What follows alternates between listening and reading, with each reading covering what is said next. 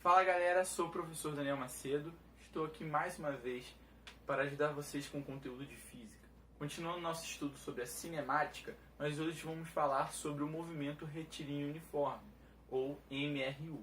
Como o próprio nome diz, retilíneo, movimento que acontece em linha reta, não admite curvas. Uniforme significa que ele tem a velocidade constante em relação ao tempo, ou seja, sua velocidade não muda. Isso vai implicar no quê? Que ele vai percorrer distâncias iguais em intervalos de tempo iguais. Então, com isso, a gente pode lembrar da nossa equação da aula passada. Velocidade média é igual a ΔS sobre ΔT. Bom, pensar em uma média é pensar em velocidades diferentes em um dado movimento, e aí eu encontro uma velocidade ali que media todas essas velocidades. Uma pessoa vai fazer uma viagem, ela percorreu tantos quilômetros e gastou uma certa quantidade de tempo. Eu calculo a velocidade média a partir desses dados. Não quer dizer que a pessoa andou o tempo todo a essa velocidade, como falei no último vídeo. Agora, se a velocidade é constante, eu não preciso mais trabalhar com a ideia de média. A gente vai trabalhar apenas com a ideia de velocidade instantânea, ou seja, a velocidade num dado instante. Como a velocidade desse movimento é constante, em qualquer momento que eu olhar para esse corpo, a velocidade instantânea dele vai ser a mesma. A velocidade naquele momento vai ser sempre a mesma. Então a gente vai manipular essa equação aqui. O ΔS, a gente viu que é S menos S0. Então a nossa velocidade seria S menos S0 e o ΔT T menos T0. Só que, quando a gente faz um experimento na física, a gente utiliza cronômetro para marcar o tempo. E se o tempo inicial no cronômetro é 0, a gente pode descartar o T0 aqui. T0 é 0. Bom, nossa equação fica: a velocidade é igual à posição final menos inicial sobre o tempo. O tempo não está dividindo? A gente joga esse tempo para o outro lado, multiplicando, né? Então, vai ficar assim: V vezes T é igual a S menos S0. E aí, se a gente passa esse menos S0 para o outro lado, você fica com S0 mais velocidade vezes o tempo é igual a S, é igual à posição final. Arrumando aqui a nossa equação, a posição final ela é igual à posição inicial mais a velocidade vezes o tempo. E essa fórmula aqui é a fórmula que a gente vai utilizar para o movimento retilíneo uniforme. Qual é a vantagem dessa fórmula? Ela trabalha em termos de posição. Como eu sei que, ao analisar um corpo, a posição inicial dele é uma posição constante, isso é um valor que não vai mudar, certo? Assim como a sua velocidade constante.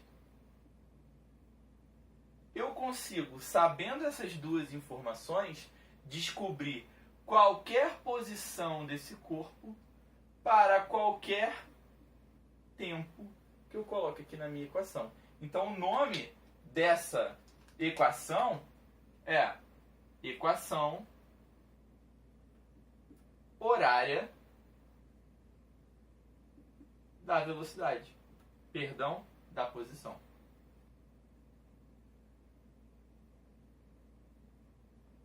Para cada posição, eu tenho uma hora, eu tenho um tempo relativo a ela. Tudo bem? Isso significa dizer que a minha posição S ela está em função do tempo T. Né? E aí a gente vai olhar para essa equação agora matematicamente.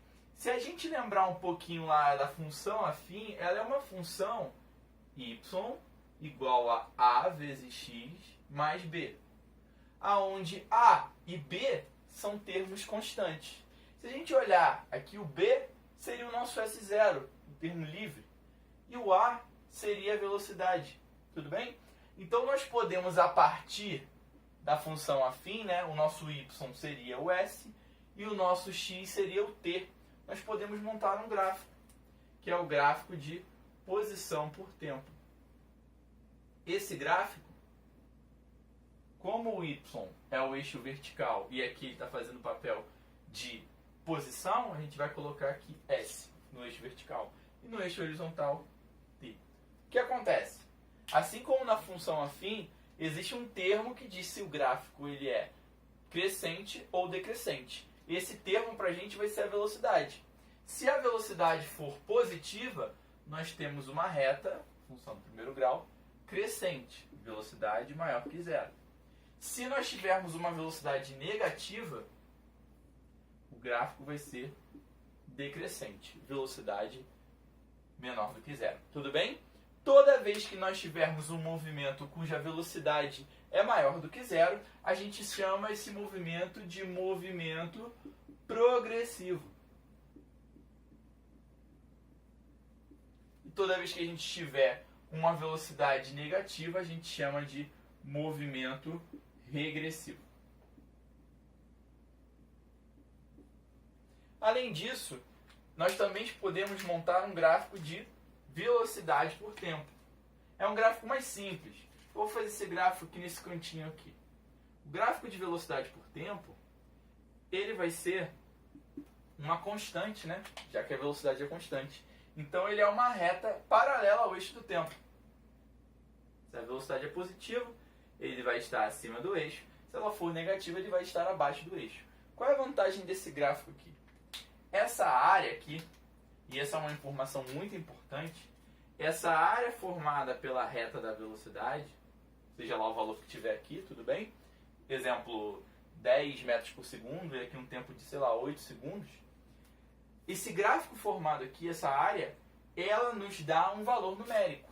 Então, toda vez que eu pego a área de um gráfico, ela vai ser exatamente o produto dos eixos desse gráfico. Então, aqui nós temos um retângulo, velocidade vezes tempo é numericamente igual à área do gráfico. Por que numericamente? Porque a área ela é uma grandeza que tem uma unidade de medida diferente de velocidade por tempo.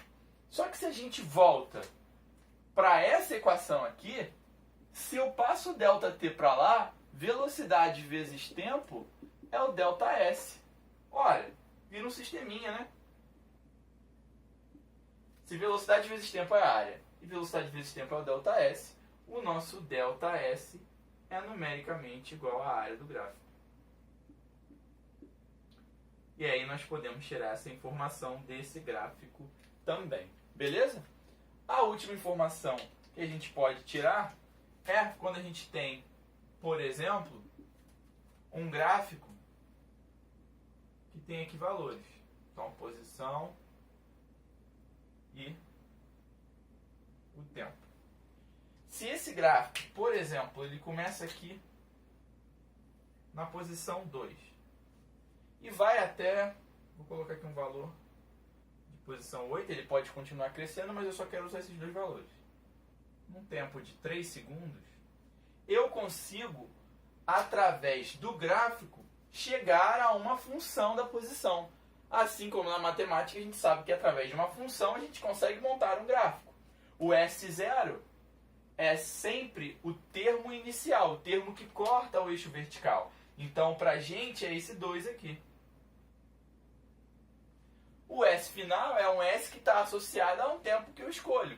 Então, se esse aqui é o meu tempo, 3, aqui é a minha posição final. Ó, só está faltando uma coisa nesse gráfico aqui que eu não coloquei e que você tem sempre que prestar atenção. É a unidade de medida. Então, eu vou colocar aqui em metro e aqui o tempo em segundos. Tudo bem?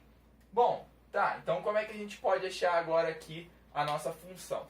Se a gente fecha aqui esse gráfico, aonde está o ponto 2, faz aqui um tracejado,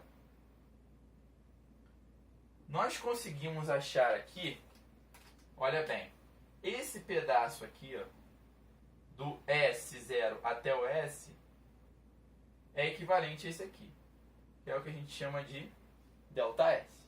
E esse pedaço da origem, do 0 até o 3, é o nosso ΔT. Se eu coloco velocidade igual a ΔS sobre ΔT, usando esses dados aqui, eu acho a velocidade. Eu já não tenho a posição inicial, então olha só, a nossa velocidade vai ser 8 menos 2, 6, dividido 3 menos 0, 3. Ela vale 2 metros por segundo.